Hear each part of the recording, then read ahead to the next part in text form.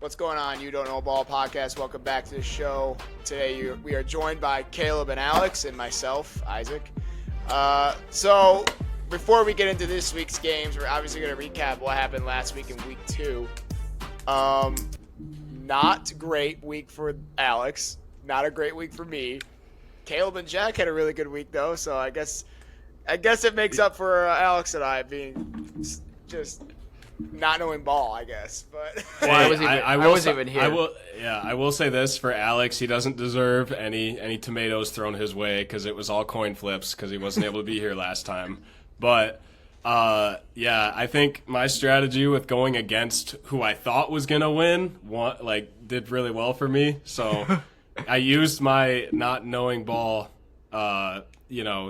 abilities to my best there. And Western Kentucky, that pick I might have been getting a little too wild, but 4 out of 5, I can't complain. And I will say the Louisville James Madison game, Jack was so close to going 5 for 5 because James Madison was at the 1 and they missed getting their snap off by like 1 second at the end of the game to score.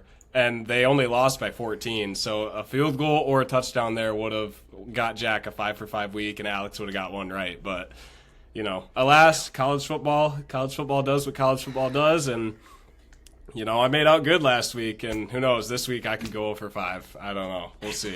Man, we gotta get all this red off our screens, guys. This is bad.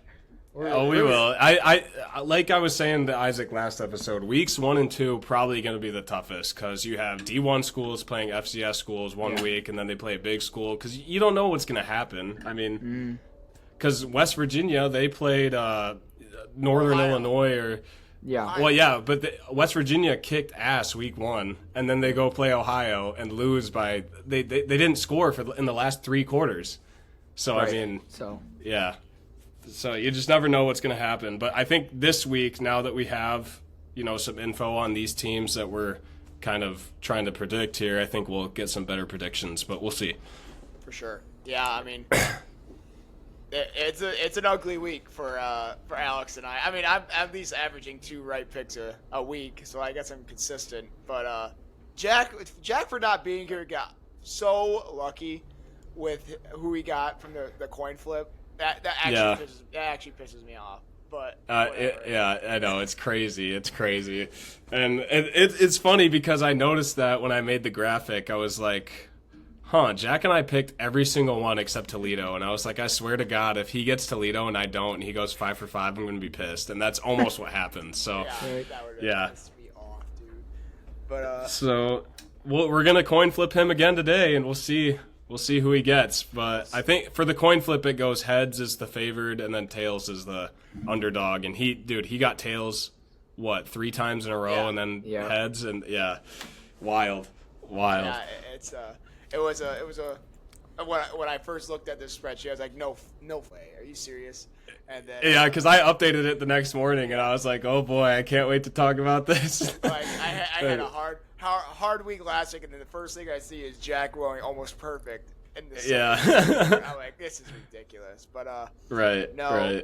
I mean, good for Jack, I guess. Caleb had a good week too, so congrats to you for that. Way to stick with your logic. I like that. Alex, I mean, we know you're here, but I don't really know if any of these picks would have changed except the James Madison one. The James Madison one probably would have. I would have picked West Virginia. I probably would have picked. I probably would have picked Oregon State, but I could see why you would pick. No, I'm sorry. I probably would have. No, you would be right. I would have picked Fresno's. No. I would have picked Oregon State. You're right. Sorry, I was reading that wrong. No, you're good. You're good. I picked Ohio. I picked Oklahoma to beat Michigan in our season predictor, but I would have picked Michigan here because of the bias in me. And then, the Western Kentucky one was I probably would have picked Toledo on that one. Honestly, that's fair. But I mean, either way, like the games we pick, obviously I try to pick, last week I filled this one in. I tried to pick all toss-ups basically to really test the ball knowledge. So, I mean, this week we do kind of have some toss-ups. Some, I think, with the betting odds, they get a little too harsh. For example, Clemson and Georgia Tech, I don't think Clemson should be that favored, in my opinion. No way. Yeah. We'll get there. Yeah. The South Florida-Miami game is very, very interesting after last week. Yeah. Yeah, I know. We can dive right into that actually. What do we think about South Florida going into the swamp and beating Florida like that? Like, because halftime it was 9-6, and that was surprising to me. No tutties in the first half. It was an ugly game. It was so ugly. I mean, yes, Florida had like 3 touchdowns get called back due to the refs, and then Billy Napier was just, his play calling was terrible all game long, just setting up your 5-star quarterback DJ Lagway for like not to succeed the whole game. It was just an ugly game by Florida, and then South Florida is just a scrappy team. Byron Brown. They're a bunch of dogs. A really mobile scrambling quarterback. He makes a lot of plays with his legs, and he can also spin it a little bit too. So I mean I really like South Florida, and if they beat Miami this week, they're going to be a playoff team, and because I don't see another game where they like come close to losing. So that's a sleeper playoff team right now, as in week 3 of the season. So don't quote me, but yeah, no, I would argue that South Florida has the strongest resume. I mean, you can say that we can say that Boise State were a fraudulent ranked team out of the start because of how much they lost, and they lost their Heisman candidate and Jonty, but I think with Florida's good. That stadium is not easy to win in. I mean, they were loud, dude. Especially when Florida took the lead at the end there, they were super loud. But Isaac, I love what you said. South Florida is a scrappy team. I don't think we need to blame the South Florida win on Florida being incompetent. I think South Florida deserves a lot of credit for how solid their defense is as well. For sure. Because, it's not like Florida just lost this game on themselves. A lot of the win was South Florida doing what they needed to do, and they're going to try to conquer the entire state of Florida with going to Miami next week this week. So they have a real chance of winning the state of Florida this week. So, but yeah, like what you said, South Florida's defense has been really good these first 2 weeks. Best for 2 weeks resume in the country, in my opinion. They've been really solid on like getting the third down and getting off the field, creating turnovers, and they're just really physical on the ground on offense too. So they take a lot of that time away from the game for any other offense to make any plays, and it really does compress the game down in the end. Right. So I really like this South Florida team. I don't know if I like it more than Miami, but it's a good team. Yeah, I agree with both of what you guys are saying. They have a chance to go. I don't know if they play UCF, but they are probably, if they beat Miami, they'll be the Kings of Florida. But yeah, I mean, Miami's a different team than Florida. We believe, I believe so at least, with how well Carson Beck's playing and how big the defensive line is and offensive line for Miami is. But yeah, it actually has turned out to be a really interesting game, especially with their South Florida's quarterback playing the way he is right now. So I'm excited to see how that one turns out to be. Yeah, I would argue South Florida definitely just has the collectivity as a unit better than Miami if we're talking about that. Because I mean, week 1, watching the game back, you can just see how connected all of the South Florida team is. I mean, they're all going crazy for a defensive stop. They're all going crazy once Byron Brown breaks off for like a 15-yard run. Mm-hmm. I mean, they're all just so bought in as a unit, and I think their coach is doing a terrific job. And with 2 ranked wins, I mean, you could argue they had the hardest schedule coming out, hardest first 3-game schedule. I mean, they're rising to the occasion, man. I love it. For sure. Yeah. And for Miami to be favored by 17.5 points in this game is absolutely disrespectful. I mean, I can't believe that the spread is that big. Yeah, and I was surprised too because their money line odds were like minus 900. That's ridiculous. Why? Yeah, so I didn't know if it was really that. I don't know what the experts are seeing that we're not, but I didn't know if it was like fair to put that up there, because obviously, like, you're dumb if you pick South Florida, but still, you just never know. But Right. that's why I put the spread there, because like we've been saying, Miami is a whole different team, so I do think we just keep the spread there just to be safe and have a more fair pick. But Right. Sure. we can change it to money line too if you guys want. No, let's just keep it how it is. I like how it is right now. All right. Do you guys want to go into Michigan and Oklahoma at all? No. Okay. I will say this. I'll say a few things. Okay, go ahead. Go ahead. No, go ahead. Go, Caleb. Go. All I gotta say is I don't think, for if anyone says like, oh, like, you know, Bryce Young got exposed, you know, you spent 12 mil on this guy, like they're honestly, I don't think Bryce played that bad of a game. I think Michigan's play calling kind of held him back a little bit, and when he was able to get on his legs, escape the pocket a little bit, he was able to make things happen. I just think their play calling was a little too stagnant, and really their only big run by Justin. That's what I said last episode. I thought Oklahoma's defense was so good as a unit, and Right. their tackling is also really solid. And Justice Haynes got one break-off run. Other than that, he didn't have any other good like runs really. So No. yeah, the play calling needed to be way more. I guess Aggressive. there needed to be a more variety in the play calling, and, you know, more play action. Get Bryce Young out of the, or not Bryce Young, Bryce Underwood out of the pocket There a we little go. bit. Yeah. So Yeah, I that's all mean- I got to say about that.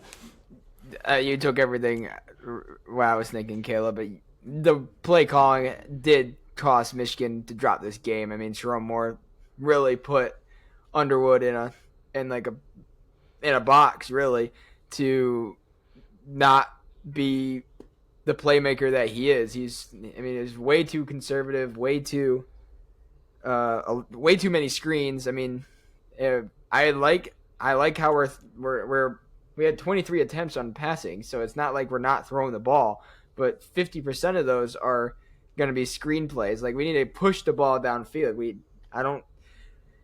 This wide receiver room is not as talented as I thought they were going to be, with Donovan McCulley coming in, and then Shamaj Morgan getting the start, and number 9, I forget what his name is. I think his name is Hillman. I'm not sure.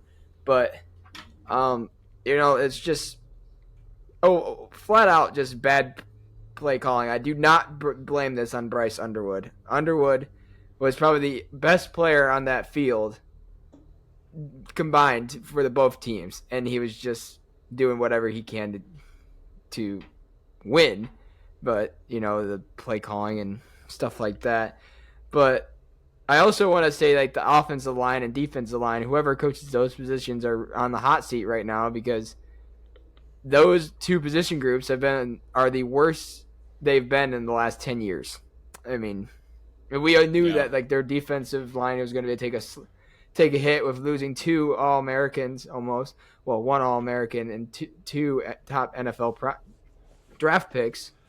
I mean, it's just, that sucks. And we knew that we were going to have to build off that. But this new offensive line coach has had, 2 years since our national championship run. I mean, you would think that we would get at least somebody in the portal, but I don't know. I mean, it's just a sloppy play calling game for Michigan, and now the Sharon's suspended, we might see a little bit more of an aggressive play calling, or not play calling, but aggressive approach by Biff Poggi. So we'll see what happens there. Right. It's always interesting when another coach takes the reins. What you got to say, Isaac? I just think that Michigan came out to that game way too conservative. There was no there wasn't a dynamic playbook. There was just a inside runs, screen pass, walk your ass back to the sideline. It was you have a Lambo in the back in your quarterback, and you're letting him just sit in the garage. That's not really what he's meant to be. It's not really what he's able to do. It's not what we brought him here to do. Let the kid be a playmaker for you guys. You're not letting him do that, and I think if Michigan doesn't figure that out, they're going to suffer that, and Bryce will probably transfer to a school like LSU or something like that, and then Michigan's back to square one with no quarterback. So I mean, you gotta build the playbook around Bryce Underwood's strengths if you really want to succeed. Yes, the run game has been solid.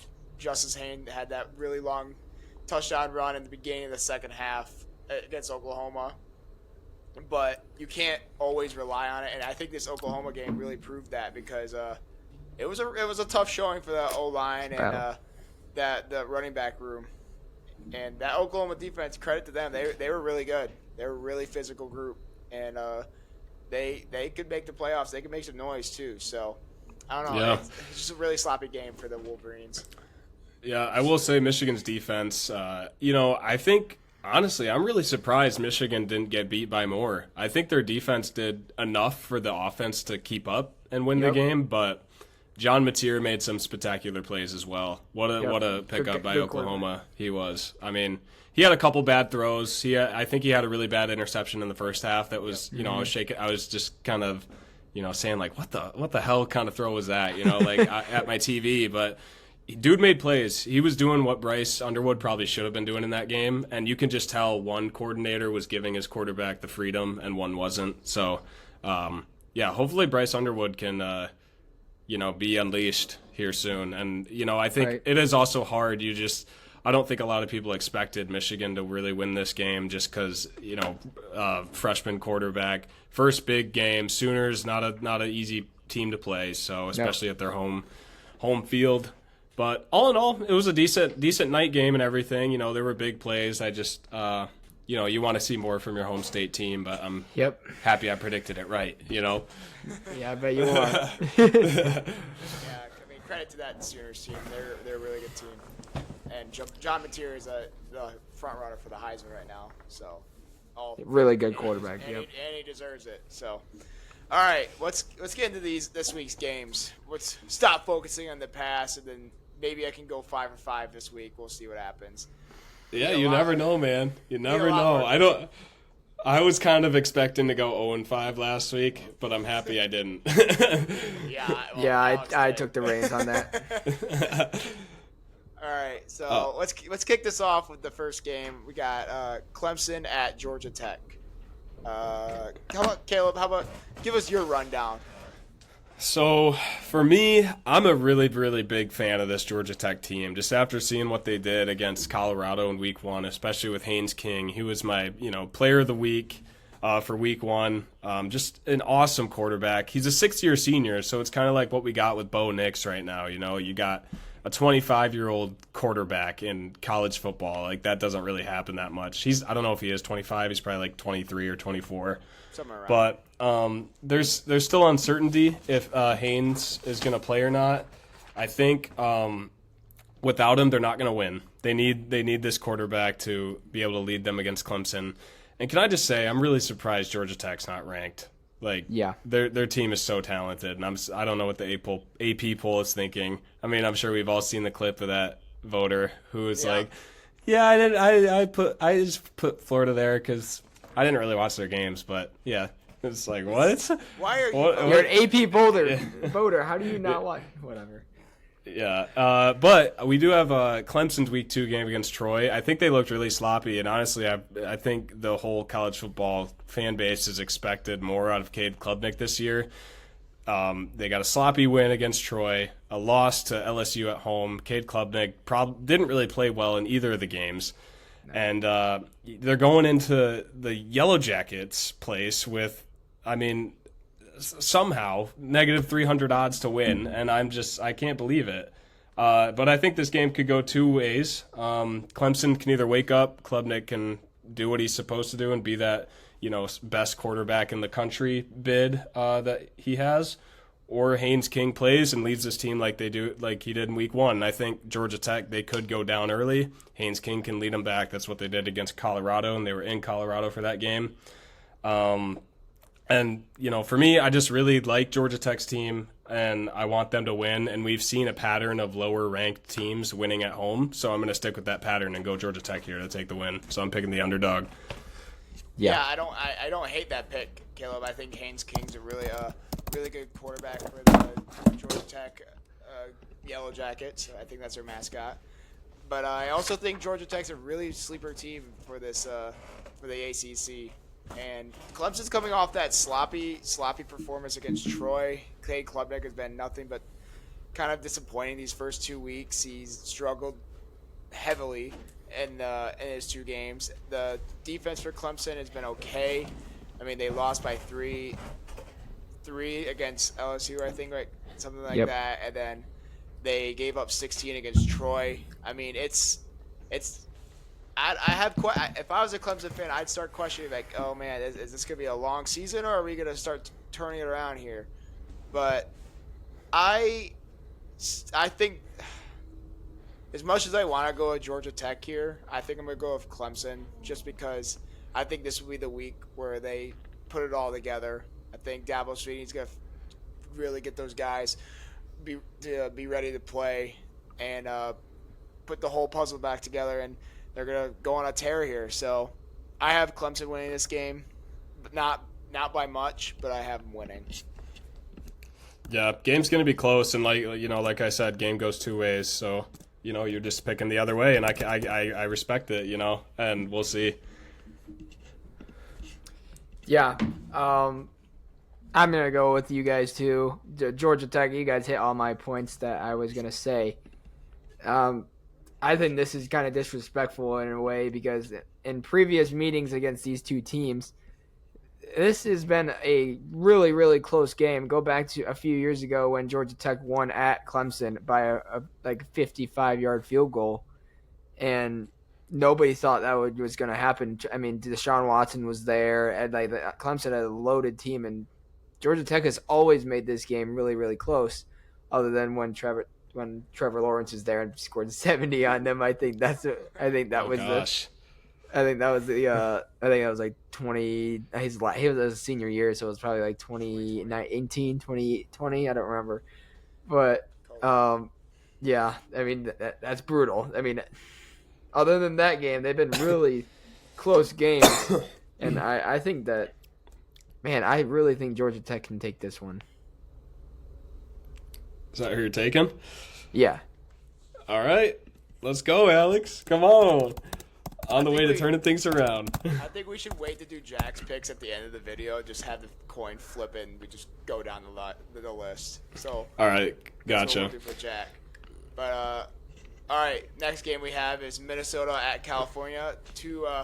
Two schools that are 2-0 going into this game. One of them will leave with a loss or a tie. I'll start with this one. I think Minnesota's going to win this game. I think Coy Perrick's is gonna put the nation on notice of how good of a football player he is for the Gophers.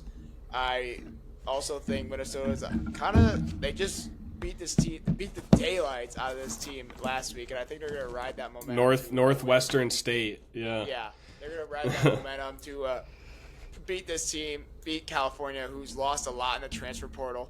Yeah, they're 2-0, but I don't think their competition has been that great, and I don't really know what they have around their freshman quarterback, who's been solid this first 2 weeks, but I don't know. I think Minnesota wins this one pretty handily. Alex?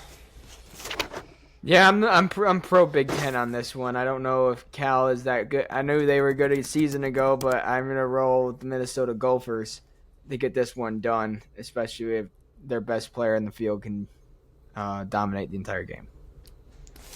Right. I mean, yeah, like Isaac said, both these guys are coming in with momentum after beating the shit out of some FCS teams last week. But, I mean, I think both teams are also starting freshman quarterbacks, and the quarterback from Cal, his name's Jaron Kiwi Sagapulu Tele. So it's a tough name. I respect you not trying to say it. But he's made the bigger statement in the college football landscape so far. I really like this Cal team, and as you guys know, I'm a fan of California teams. But also Minnesota has probably the best player on the field in Coy Perrick. But we'll see. I mean, Cal's at home. It's a night game for them. It's their second home game of the season, but against an actual opponent. I think the Cal fans are going to love what they've been seeing from the team and show out. And, my head's telling me to pick Minnesota here, like Isaac was saying. Pick the Big Ten team. But like I said last week, Cal's in the ACC now. They're trying to keep up, and they've been the surprise team so far. And I think they can beat a Big Ten team. So I'm going to go with California here. Okay. So Caleb's going to California here. Let's see how that pans out for him. This is potentially the game of the week, Alex. I'm going to let you start with this one, but it's Georgia versus Tennessee. This game has been really. This is also another game that's been close the last few years. Tennessee's rolling. Both teams are rolling with new quarterbacks with Gunnar Stockton at Georgia and the UCLA trade quarterback for the Volunteers. And yeah, I think this. Oh man, it's a hard Tennessee. I'm gonna go with the Rocky Top here. I think Tennessee gets it done at home, making a really tough environment for Georgia to go play in. And yeah, I think Tennessee's offense just rolls to like a 7-point victory, but like still it's gonna be high scoring.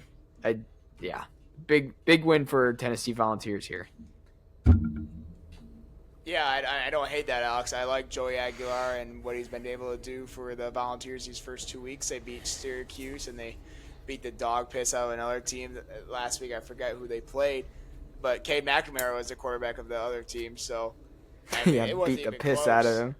And right. Georgia. I don't want to say that they struggled last week, but they didn't put up as much points as I think a lot of people would have loved to see out of Georgia. Yes, they had the rain delay that kind of killed the momentum and being able to get in a rhythm offensively for the Bulldogs, but they only put up 28 points against an inferior team. So I think I'm going to ride with Joey Aguilar and the Tennessee Vols in this game, just because I'd like to see what they've seen out of their quarterback this far, and they're at home, and I'm sure it's going to be rowdy environment. And I don't know if Gunnar Stockton's all that ready for that yet. And the only other big game we've seen Gunnar in is, well, I guess other two. He came in the second half of the SEC championship and he won that game. But the playoff game he was in against Notre Dame, he lost. And this might be his first actual real test that's not a bowl game. So I like Tennessee to win this one. I think Joey Aguilar is going to put on a show. Yeah, I think the same argument can be made, though, for Joey Aguilar not playing in any really big games. He was at Appalachian State before this, right? Yeah. Yep. So, I mean, obviously he played in big games for that conference, but this is, the next step up.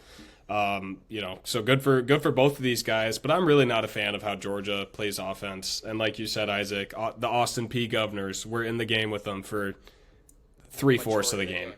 Yeah. So, I mean, that just didn't really look good to me. And Tennessee, I think they just have gotten some new life breathed into them after this Nico situation. And unfortunately, my team is now stuck with him, so that's great. Let's get a win against New Mexico this week, fellas. Anyway, I think both have done the work they need to do against the FCS opponents. Tennessee beat Syracuse, probably was a little bit closer than people thought it would be, but still, that's a quality win against a team in the, I don't even know what conference they're in, Big 12 maybe. But yeah, I think my head is telling me to pick Georgia here because they're the higher ranked team. The defense is better. I don't think this game is going to be that high scoring really, but I do think Tennessee's offense is better than Georgia's. But can that beat out the defense?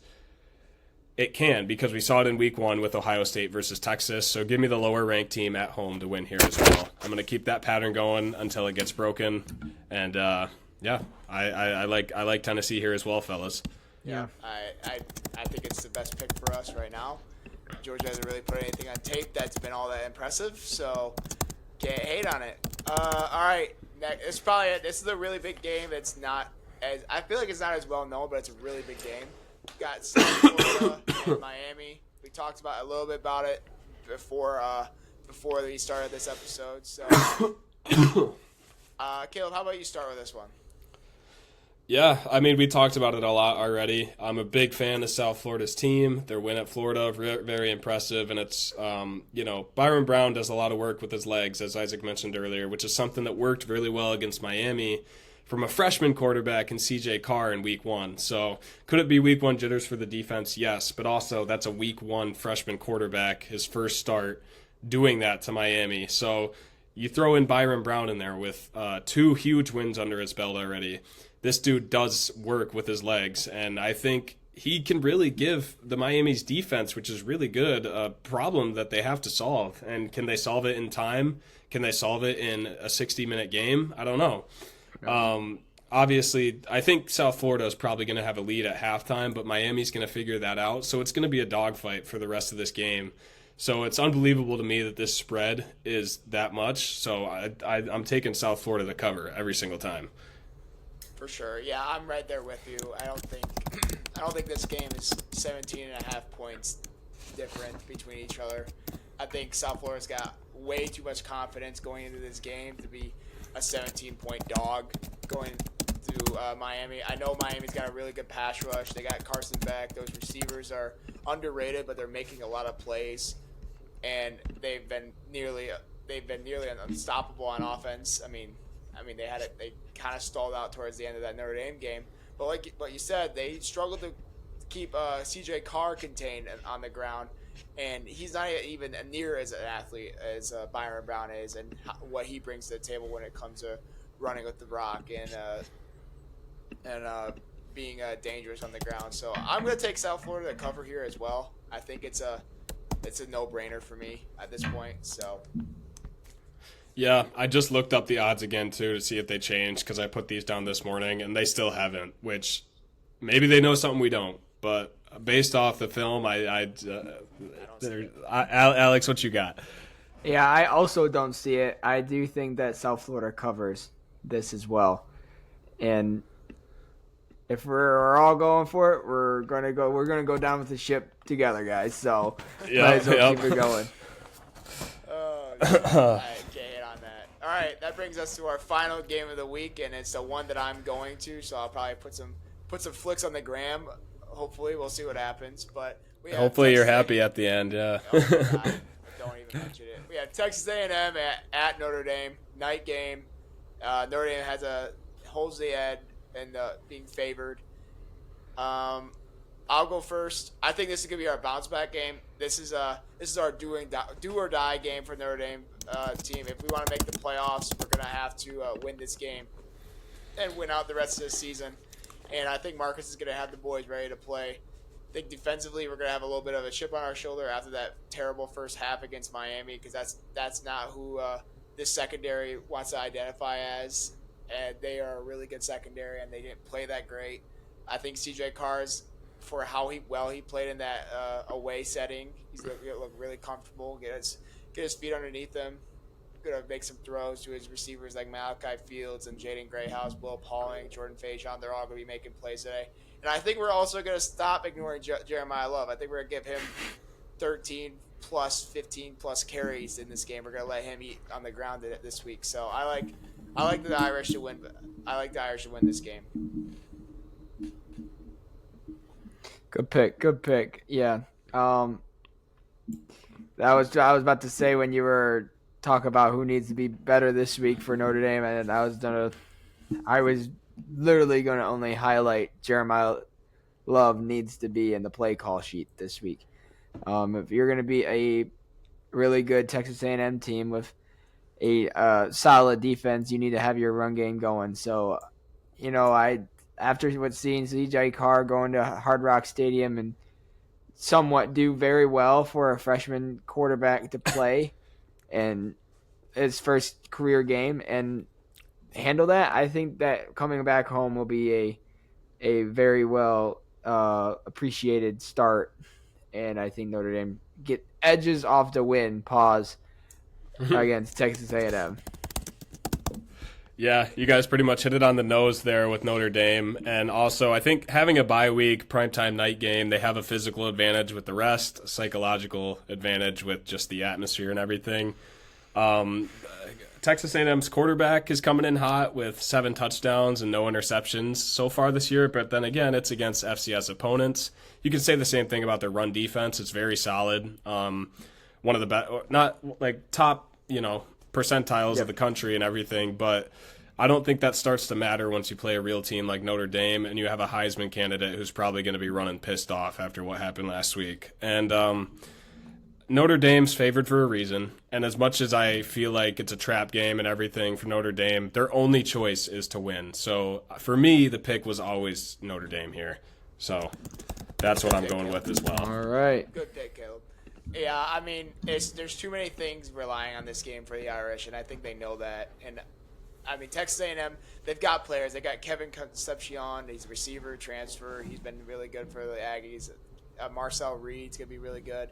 He hasn't thrown a pick yet. But they've been playing SES schools, and they gave up 22 points, I think, last week to an SES team. And that's not really something you want to see out of your defense. That's supposed to be taking a step this year. So, yeah, I think Notre Dame wins this game easily. Right. Yeah, all the signs point to it, and normally when I do, all the signs point to it. Normally when I do say that, I go with the other team, but with this one, it's a gut feeling that Notre Dame is going to win. So you got to go with the gut. Yep. Got to go with the gut here. If Texas A&M pulls it out and I didn't pick them, I'm gonna be pissed, and I know you guys will be pissed too. I'll be pissed off just driving home. I'd be kind of pissed off if I go 0-5 again, but. Alex, I think you've set yourself up here pretty well to win at least one or two. At least I'm happy of at least like 1.5. Just kidding. Yeah, I think all of us are pretty set up to get at least 2. I feel like the goal should be to get 2. If you get 1 or none, you're kind of screwed. So it's early though; it's still early. We got to start locking in. Here we go for Jack. All right, winners. I'm flipping the coin. Tails. So he is going with Georgia Tech. Okay. Man, Isaac, so you're the only one that picked Clemson. I'm the lone wolf. Oh wait, yeah, Georgia Tech. Here we go. Minnesota. Minnesota's heads, California's tails. Ooh. Heads, Minnesota. I'm the lone wolf on California. Okay. Huh. We didn't have many. We haven't had a single lone wolf win yet, so that'd be hype if we did get one. All right, is he going Georgia's heads, Tennessee tails? Is he gonna be a lone wolf here? He is. No, he's taking the Bulldogs. Honestly, that's like the only. That's the only pick that I would think he would have done it. Honestly, I think mostly all 3 of these picks would be picks that he would take. So yeah, I agree. I wonder about this one. Okay, so tails, that would probably be South Florida covering, right? Because they're okay.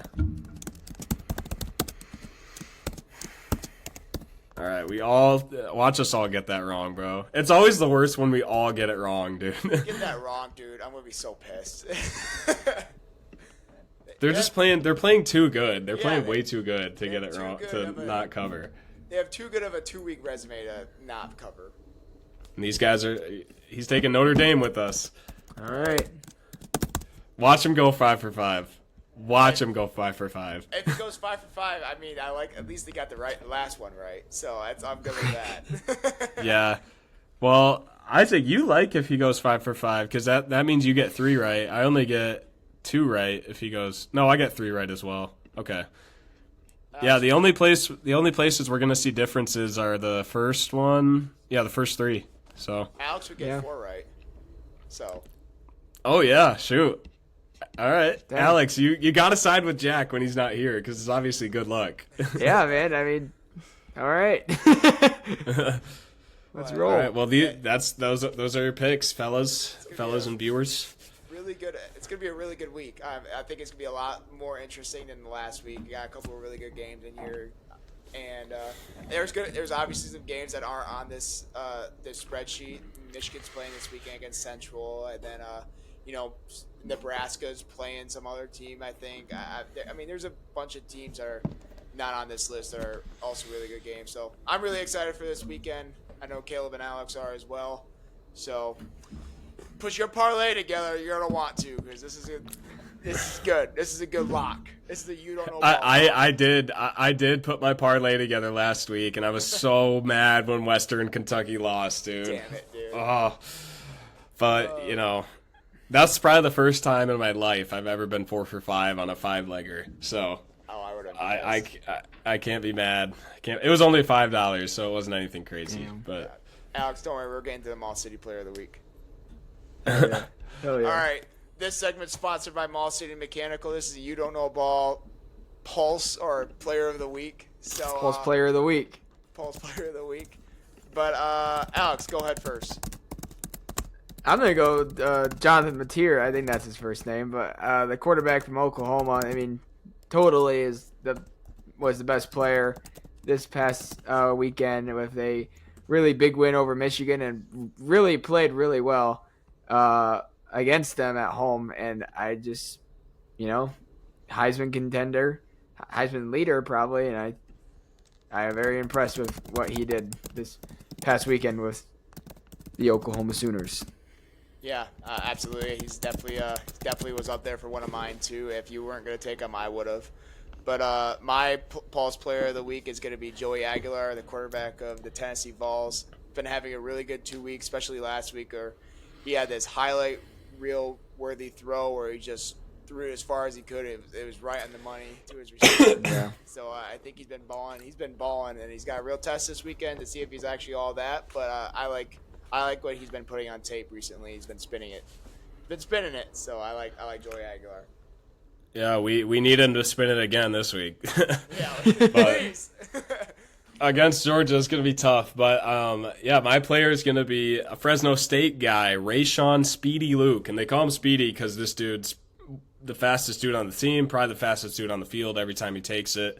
Yep. This guy had a special teams touchdown in the win against Oregon State. A lot of really good long runs that were pretty clutch in the closing moments. And the score, 36-27, makes it seem like the game wasn't as close as it was. Fresno took a game-winning field goal with like 27 seconds left to go up by 2, I think, and then they got a pick six as like the final play of the game. So, game was super close all the way through, and Rayshawn Luke made tons of good plays. And I was gonna shout out the entire Oklahoma defense, but right. In all honesty, I think a lot of people, you can blame the loss on Michigan just being kind of inept as well. So a lot of credit goes to the defense, but I like Rayshawn Luke a lot.